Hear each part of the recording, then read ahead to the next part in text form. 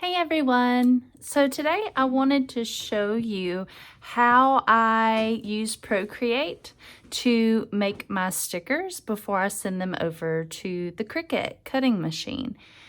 I took a little while doing some research on the best way to do this and just kind of played around with it and came up with what I'm about to show you today. So hopefully you will enjoy this, and let's get started. So the first thing I did was I created a sticker backing. So I'll give you a quick example here. Here is my one of my Stay Meditated sticker sets. As you can tell, the little yogi here it's a sticker, it's cut out here. The Cricut actually cuts this border for me, and I'll talk about more of that in another video. But this right here is not technically a sticker, it's not cut out, it's just the little backing detail for my stickers. So what I did to make that was I created a canvas size that right here, sticker back 4.5 by 6.5 inches. So when I pull that up, I'm going to go ahead and pull this one up because this is the one that I'm going to be working on today. One Hot Yogi. So this would be my sticker backing for this. Whenever I get ready to make a new one, so that everything size-wise stays the same, I typically just go to this and then select it and then duplicate it so that I can change the name of it and all of that stuff. When it comes to that, takes care of the backing. When it comes to the actual sticker sheet, as you can see here, so this is my Stay Meditated backing. This is my Stay Meditated single sheet. I do kind of hide my stuff in here. These are the ones that you can get in colors. So I'll make a completely different one for the actual stickers, because those are going to be what's ran through the machine to be kiss cut, and so that you could just peel them away from that backing.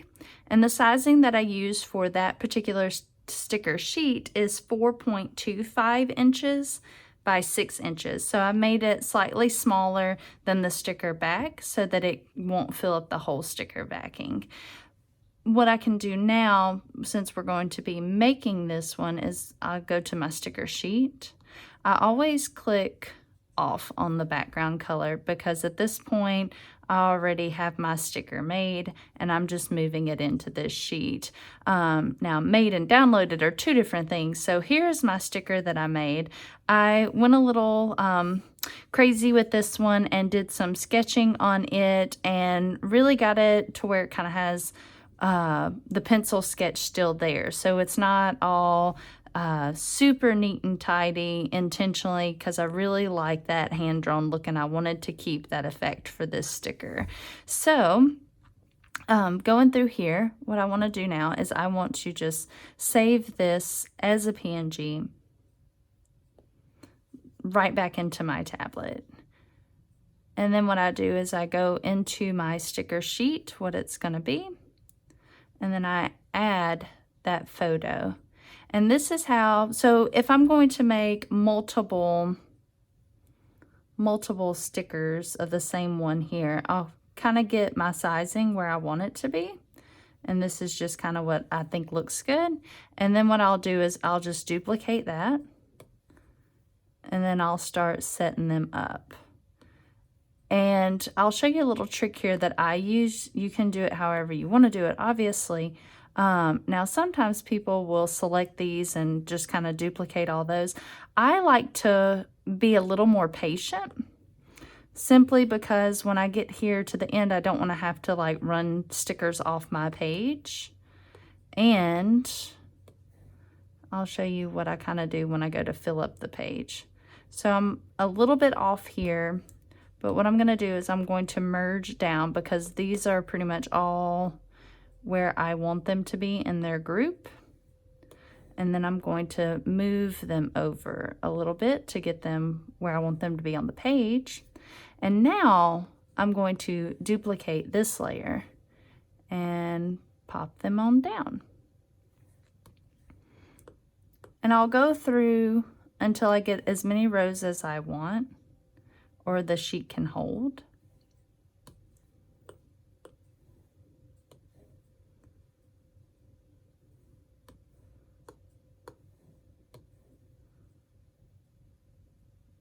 Sometimes I'll add some little extra different stickers here at the bottom. So this is about all my sheet can hold. And you can tell there's a good little bit of space at the bottom, and I don't really want that space. But I do kind of like the overall grouping of these stickers. So one thing I normally do is I do each individual layer and drag them down. Another thing that you can do is merge them all down into one set so it becomes one whole sheet. And then you can center it to where you want to on your page. Then what I'll do, this last step that I'll do, is Cricut has its requirements for its page, as you know. And so I did a Cricut sizing here. It is a little slightly smaller than what Cricut wants it to be. So this is good because it doesn't send up errors. I don't have to go resizing anything. So it just makes it really quick and painless for me, which I like, because that means I can get to doing the stuff that I really enjoy. And so what I'll do is I pull up this sheet now,